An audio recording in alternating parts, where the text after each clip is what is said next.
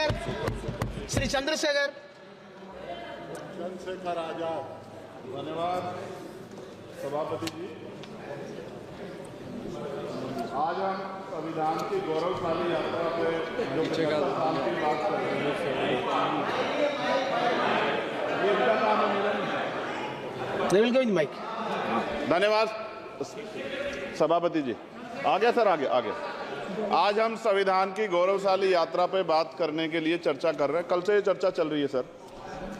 मैंने बहुत सारे दोनों पक्ष के और जितने भी हमारे मेंबर हैं सुना सर, उनको बड़े बड़े नेता हैं सर। इसके भाग 1 में लिखा हुआ है India that is Bharat, Hindustan नहीं लिखा हुआ है सर। लेकिन सारे नेता संविधान पे चर्चा कर रहे हैं, लेकिन हिंदुस्तान ही कहेंगे, भारत कहने की हिम्मत नहीं जुटा पा रहे। ये बड़ा सवाल है सर कि क्या संविधान के हिसाब से बात रखी जा रही है। मैं धन्यवाद दूंगा फूले साहू बाबा साहब अम्बेडकर को और मेरे नेता मान्यवर साहब श्री काशीराम को।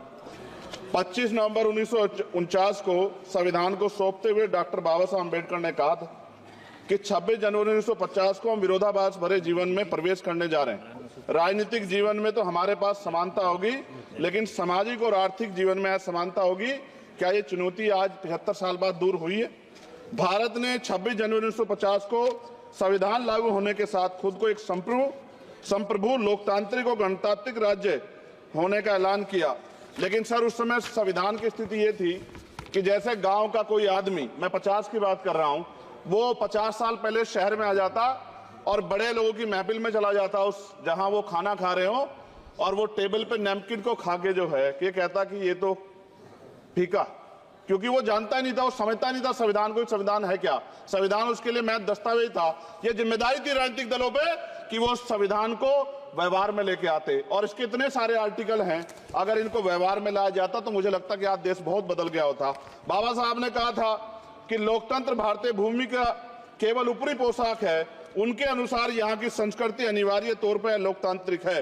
भारत जैसे गरीब और गैर बराबरी वाले देश में संविधान के जरिए छुआछूत खत्म करना, वंचितों के लिए सकारात्मक उपाय करना, सभी वयस्कों के लिए मतदान का अधिकार देना और सबके लिए सम्मान अधिकार तय करना, ये बहुत बड़ी उपलब्धि थी सर। ये संविधान है कि आप वहां बैठे हैं और मैं यहाँ खड़ा होकर अपनी बात रख रहा हूं, और इस देश में आदिवासी महिला के तौर पे जो है राष्ट्रपति बनी है, और प्राइम मिनिस्टर तो नहीं बना, लेकिन शेड्यूल कास्ट के बड़े नेताओं को भी जो है राष्ट्रपति बनने का मौका मिला। इस संविधान की देन, अगर वोट हम पे नहीं होता तो शायद अमीर और जो राजा महाराजा खुद को मानते हैं हमारी गलियों तक नहीं आ पाते, हमारे हाल नहीं जान पाते।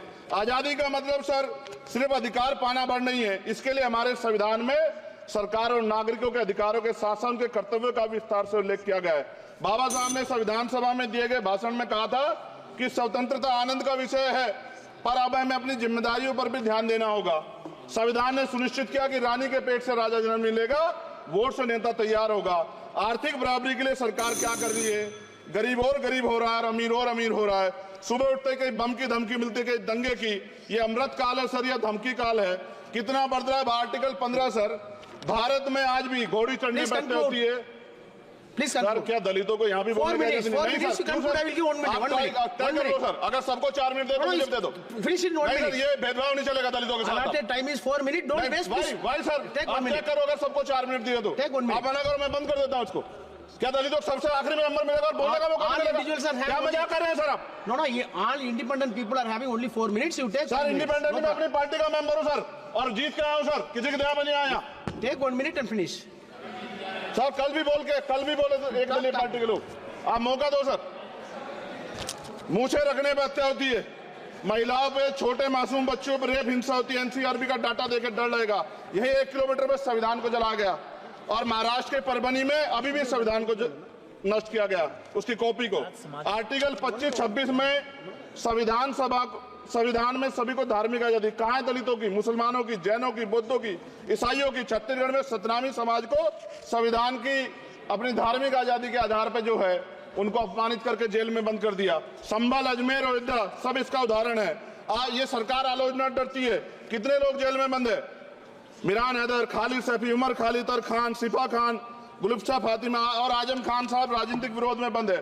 सरकार यहाँ बैठी है, सरकार सामाजिक न्याय की बात करती है। बताए कितने दलित मुख्यमंत्री बना रखे हैं आपने? 13 ज्यादा सरकार स्टेट में सरकार है। कितनी महिला मुख्यमंत्री है? आपकी सरकार ने सुप्रीम कोर्ट के आदेश के बाद रिजर्वेशन प्रमोशन में जारी नहीं किया, और ओबीसी को पॉलिटिकल रिजर्वेशन आप देंगे नहीं देंगे, आप बताने का काम करें।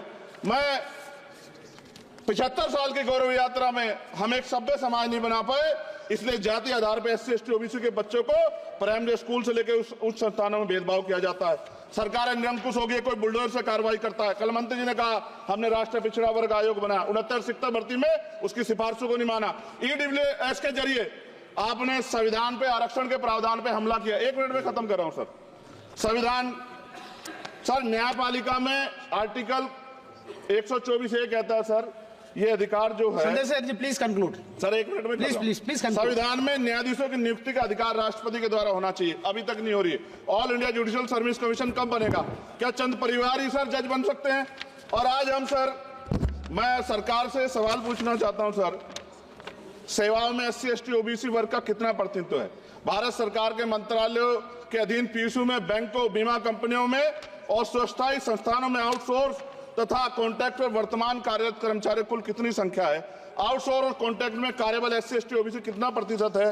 निजी क्षेत्रों में कार्यरत कर्मचारी, उनके SC ST OBC की वर्ग लाभ। सर खत्म कर, लास्ट पॉइंट सर, मैं फिर स्पष्ट तौर पर कह रहा हूं सर, यहां बैठे SC और OBC के मेंबर से कह रहा हूं सर, उनको सामाजिक जिम्मेदारी का ध्यान भी रखना चाहिए। पार्टी के प्रति वफादारी के साथ साथ अपने वर्गों के प्रति ईमानदारी भी रखनी चाहिए। ईमानदारी नहीं होगी तो उन वर्गों का भला नहीं हो सकता, और हमें बहुत सरकारों से उम्मीद नहीं है। बहुत बहुत धन्यवाद सर। थैंक यू, बहुत बहुत धन्यवाद सर। आज संविधान की ऊपर चर्चा करने के लिए आपने मुझे